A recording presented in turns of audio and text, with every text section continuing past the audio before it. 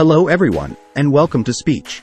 Bad breath, body odor, and unkempt nails or hair can all be signs of poor hygiene that can make someone less appealing.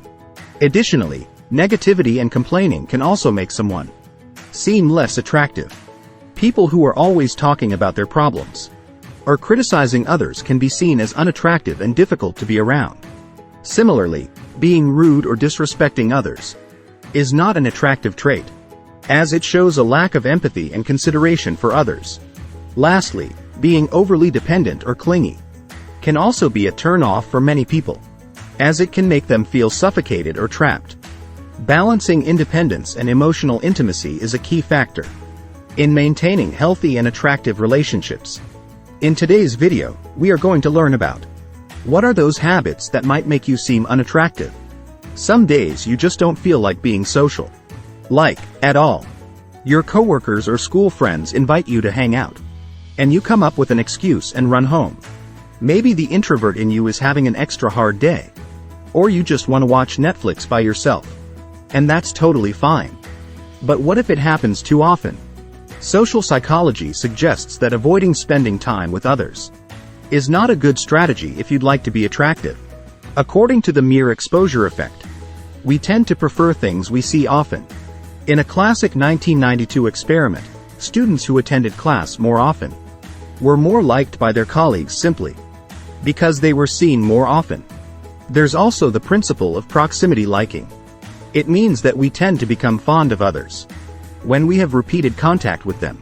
A 2008 research study published in Psychological Science found that students who sit next to each other in class are more likely to become friends. Bottom line, don't reject that coffee next time you're invited.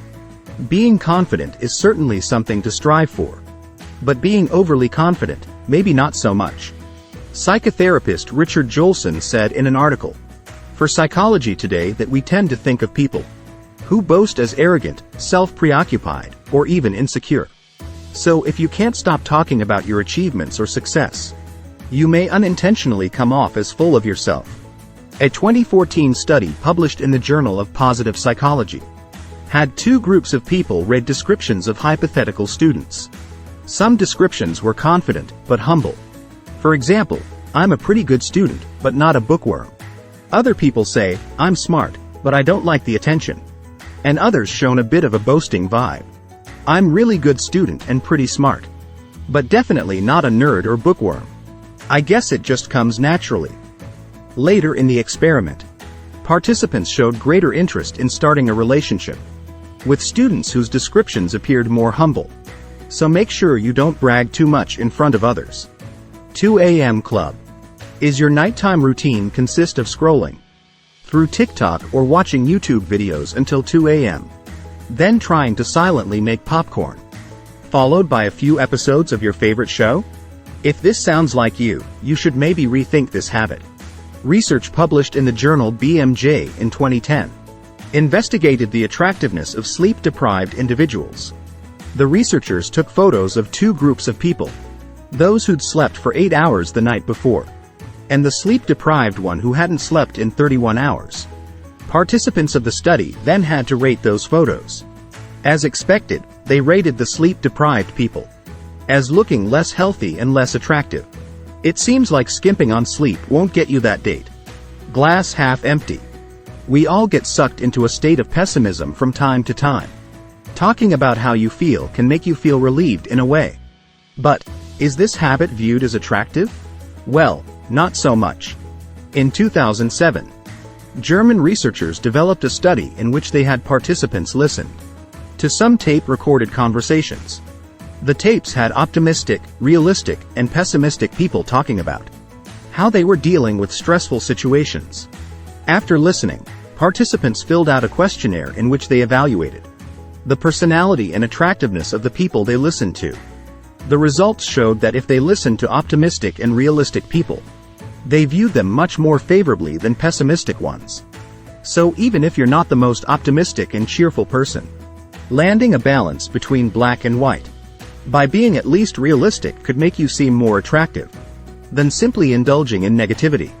Non-pickup lines. Is it sexy to be sexist?